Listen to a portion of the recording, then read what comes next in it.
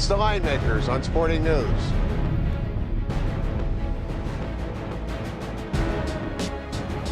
Saturday night basketball Eastern Conference semifinals from Indiana. Knicks Pacers series tied 1-1. Welcome to the Linemakers on Sporting News. I'm Micah Roberts with Rick Herron.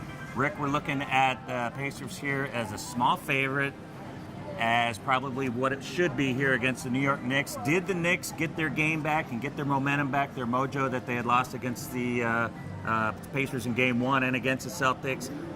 Or are we going to see something else? Well, Mike, I mean, it was 105-79, and in the earlier video that we shot with the Bulls and the Heat, I talked about the embarrassment theory when a team gets blown out like that, but it applies more when teams are equally balanced, as opposed to the Bulls against the Heat, the depleted Bulls against the Heat. I think 4 is a cheap price in this spot. The game was 47-42 at the half. The Pacers actually took a lead in the third quarter. And Knicks went on a 30-2 run against them. The Pacers turned it over 21 times in the game, which led to 32 points by the Knicks. And during that 30-2 run, there was a lot of high-flying dunks that the Knicks were celebrating on. I think the Pacers remember that for Game 3 coming back home, and I like Indiana minus the 4. I think it's a cheap number, by the way. And there's been 3 days for each side to think about it, a long distance in between Game 2 and 3, and the Pacers don't figure to have the type of drop that they had from some key players that were outstanding in their Game 1 win, which was Hill, Hibbert. They didn't do much in that game. Stevenson didn't do much, and who was the other guy?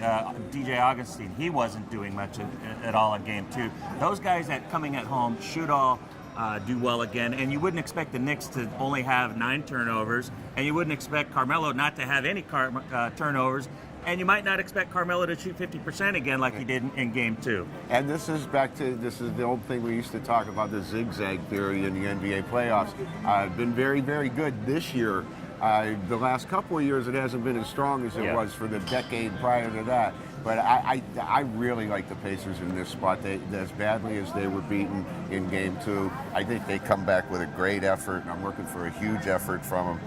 They said, the game was only 47-42 at the half. Melo went for 32 on 13 out of 26 shooting, but J.R. Smith was still only 3 out of 15 from the floor again. He's not shooting it well. He's cold. I like Indiana. And Woodson does say there will be a short hook on Smith if he starts to be a little erratic and start checking those balls up again, which I don't know if he should have said that in the papers and to the media or not, because now... Well, he hasn't backed it up. Let's put it that way. And we're looking at basically a pick'em series now on the series price. Knicks like $1.15 in some spots, right? Yeah, and that's gone down from $1.85, the opening price there. I think there's some value still with the Pacers. I think they get 2 at home. Any lean on the total? We're looking at 184 is the number here. How does the flow of this game go? This is not the series that I'm playing the totals on, to be honest with you. But I do like Indiana minus the 4. Indiana to take some revenge out. No showboating on our court. Take care of business. We think they'll go up 2-1 and cover the spread in Game 3. Thanks for watching.